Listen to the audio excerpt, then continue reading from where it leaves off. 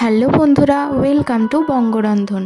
আজকে নিয়ে চলে এসেছি আর একটা নতুন রেসিপিটি হলো গাজরের হালুয়া।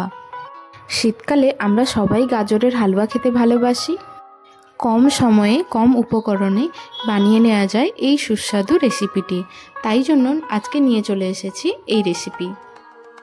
তো চলুন বন্ধুরা, দেখে নেওয়া যাক আজকে আমি কিভাবে কম সময়ে আর কম উপকরণে এই রেসিপিটি বানিয়েছি।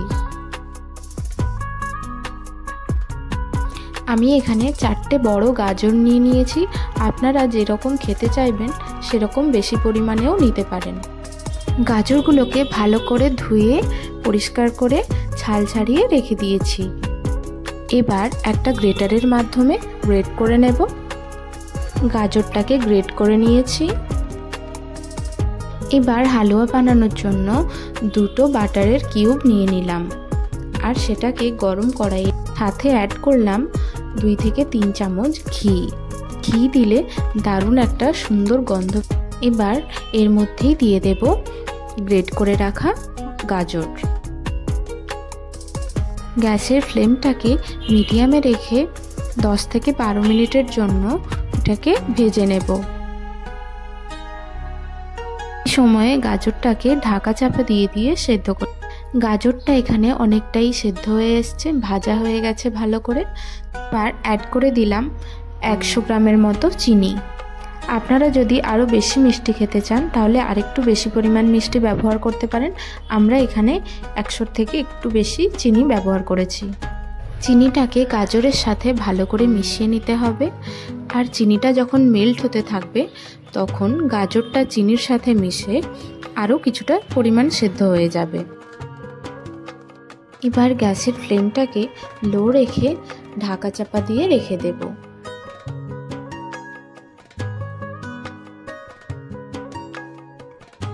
এখন এর মধ্যে দিয়ে দিলাম 2টো এলাচ, যাতে আরও সুন্দর গন্ধ বেরোয়। গাজরের এই মিশ্রণটা যতক্ষণ না পর্যন্ত একটা থিক হচ্ছে ততক্ষণ পর্যন্ত ভালো করে লো টু মিডিয়াম ফ্লেমে নাড়িয়ে যেতে হবে।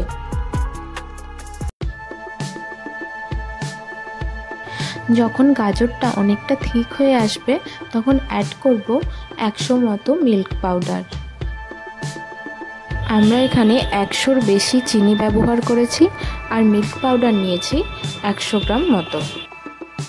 এবার মিল্ক পাউডারটা দেওয়ার পরে গাজরের সাথে ভালো করে মিশিয়ে নিচ্ছি।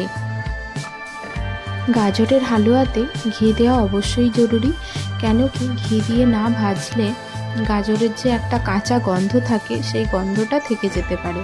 তাই জন্য গাজরটাকে ভালো করে ভেজে নিতে হবে।